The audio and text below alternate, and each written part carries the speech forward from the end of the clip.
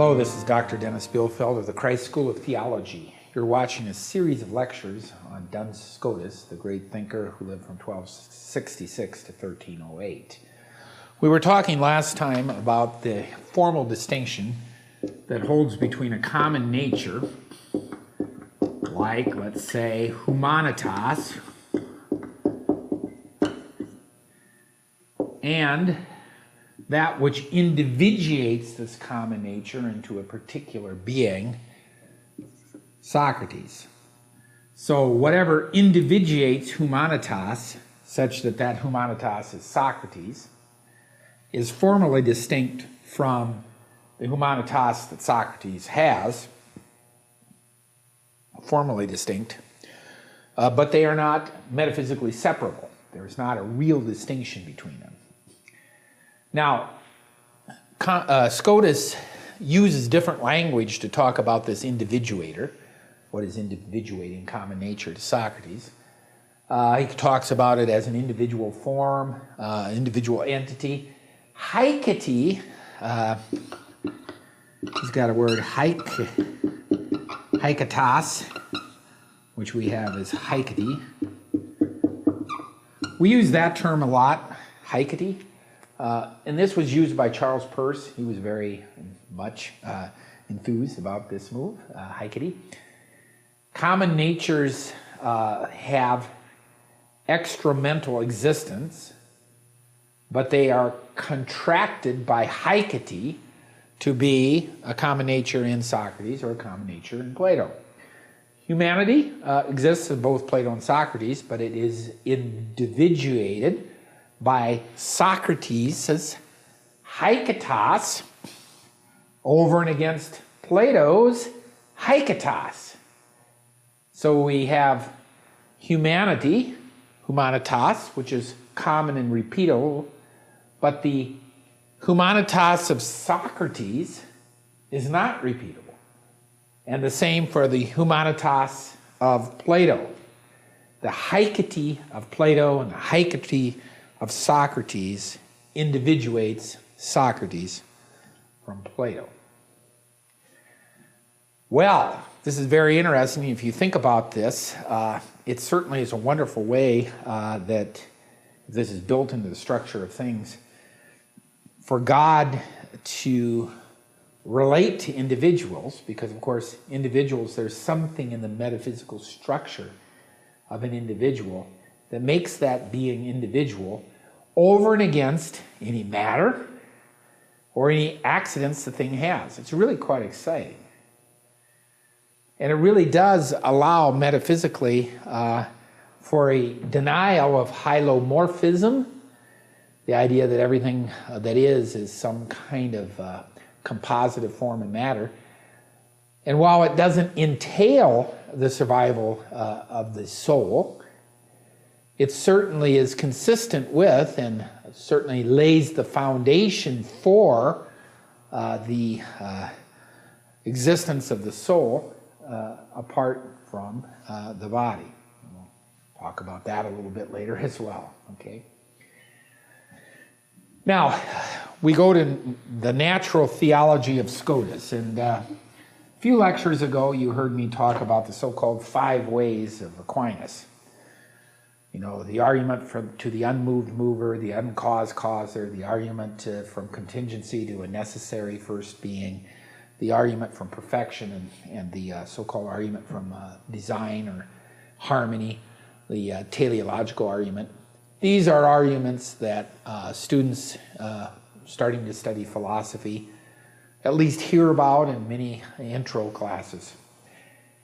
I don't know if there's any place in the country that is giving young students in philosophy a chance to chew on Scotus's arguments for the existence of God. Partially because they are so complex that it's hard to get them boiled down and simple enough for people to see. The natural theology of Scotus departs from Aquinas, and yet there are many similarities, but it's a very complicated thing. Well, that's a couple say a couple fundamental points here. Scotus departs from Aquinas in saying that we can apply predicates univocally of God and creatures. We talked about that with the notion of being.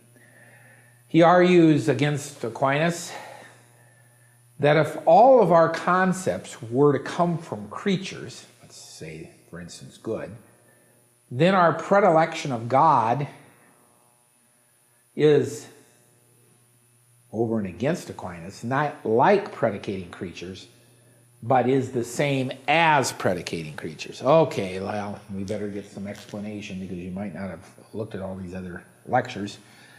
Remember that we have God here for Aquinas, and then we have creation down here.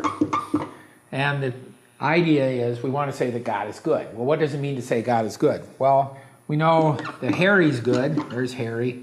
And Myrna, she's pretty good too. And then, of course, Bucephalus, the horse, is good. So all these things are good. We don't have any problems predicating good of things down here. But if we take good and predicate it of God, then according to the apophatic tradition, we are saying something very bad of God, right? Because we are taking some term down below and applying it to God. And of course, God is simple. Remember? God is simple. That is, God is undifferentiated. God has no accidents. So whenever we're using language down here that talks about accidental features of substances down here and now apply it to God, we are not using language in the same way. So this is the doctrine in Aquinas of analogical predication. We say that, well, we're saying that God is good. God is more like being good than being bad, but we're not literally saying that God isn't good in the same way that Harry and Myrna are good, right? Now, the subtle guy here, Scotus, says, well, I tell you what, if you're starting down here with the notions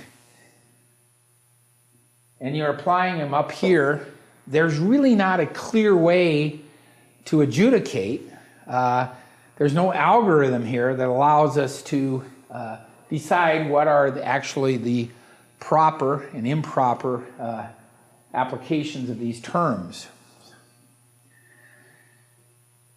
Aquinas, Scotus says, is in the same boat as he is. We all starting with notions down here, and if we start with notions down here, we're not ever going to be able to have language up here that's working in a very different way than it was down here. Okay. Scotus argues that the problem is we can't go from down here to up here in this way, but we basically have to start up here by acknowledging that there are pure perfections in God. And if we acknowledge that there are pure perfections in God, then we acknowledge that in every respect it is better for God to be good than not good. Okay? So you have to start, you can't get to there from here with language. You got to start up here with the language, if you will, with the idea of perfection, perfect God having all these pure perfections. And if we start up here, we don't lose a univocity by going down here. We say, well, these things have less of that than up here. This is very much like Descartes, by the way, if you're thinking of the Meditations. But in this way, Scotus argues, we do get to univocal predication. Since God is perfect, God must have pure perfection. We know about God as we think through the set of pure perfections, perfections that God has to have to the highest degree in order to be God.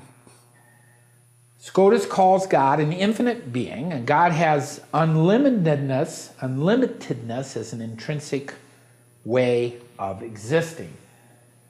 And in the bosom of this unlimitedness, these pure perfections exist, and we are able to apply good here and here, not because we start here and try to figure out what we're saying up here, but because we're starting here And then from there, we can nicely go down and talk about things below. This is Dr. Dennis Bielfeldt of the Christ School of Theology. I hope you got that.